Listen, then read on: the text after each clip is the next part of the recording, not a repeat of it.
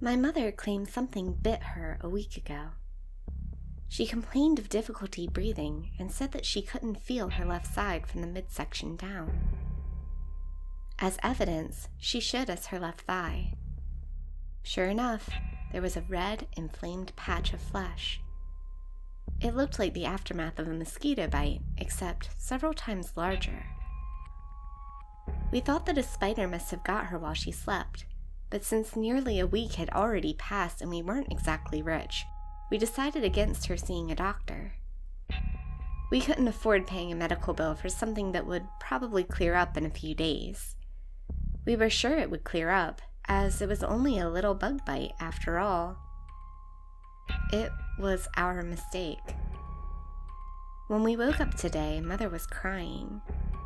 She said that the numbed sensation of her side had indeed gone, but it had only been replaced by a burning anguish. Her breath hitched and was obviously labored. We inspected her thigh, and we were startled to find that the large mosquito bite mark had erupted across her side. A single mark had turned into several sickly, inflamed mounds that peeled and erupted in pus. She claimed that it burned. We certainly believed her. It was time to consult a doctor. My father told us he would drive her to the nearest neighborhood clinic.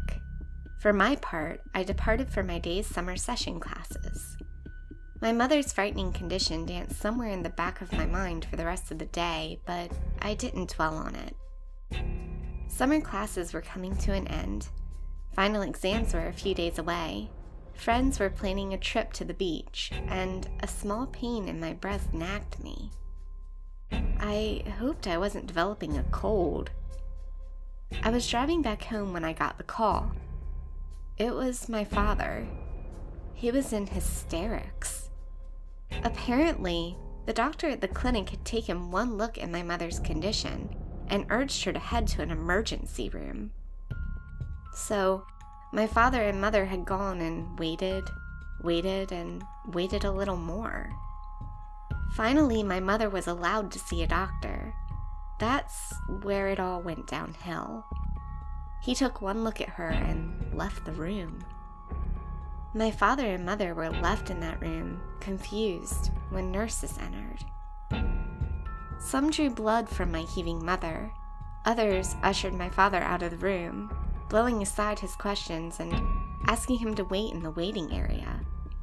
He did, but while he waited, he had time to see a dozen police officers rush into the hospital, past the waiting area and into the direction of the room that held my mother. He told me this last part in a choking sob. He heard gunshots. That's when I heard him scream. That made me jump in my car seat, my hands taut and white against the steering wheel and my eyes bulging. I realized I wasn't breathing. On the other end of the line, I heard something clatter. It was probably the phone hitting the floor. Then they were arguing, yelling voices, authoritarian voices. There was one weeping voice. My father. It was the only time I have ever heard him like that, blubbering something out. I'll be honest, I was disgusted. I wasn't used to such a weak father. I was used to the man of steel my old man had come to represent. I guess I was confused. When I heard the gunshots on the other end, I guess it just didn't seem real. I turned off the cell phone and continued the drive home.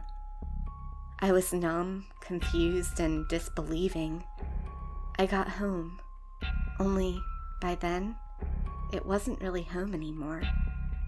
I found the block closed off. Police cars cordoned off the streets. People in biohazard suits were coming in and out of my house. In my befuddled state, I thought it looked like something off of the movies, Wreck or Quarantine.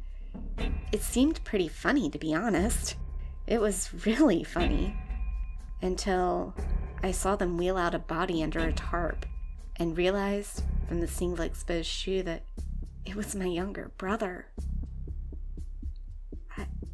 I drove on then. I drove until I was out of town, far from town. I realized then that it might be stupid to keep on driving. Whatever was going on, I had escaped out of sheer luck. They tried to put up a net around us, but only I'd escape because of my college schedule.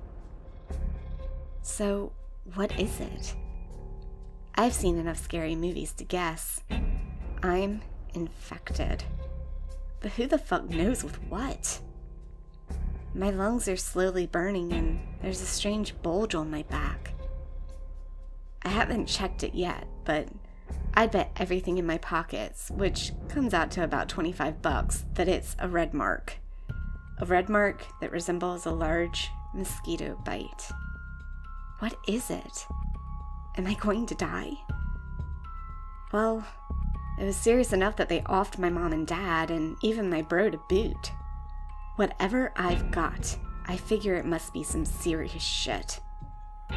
I wonder what it takes to infect others. A cough? A touch? A bite?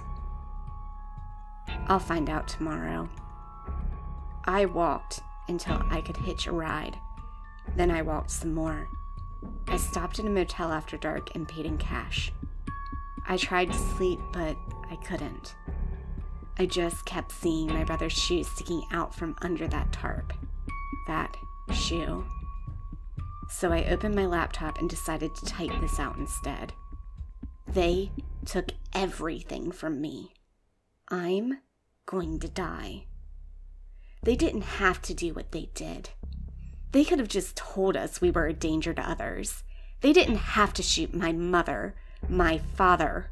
I'm going to take as much as I can before I go.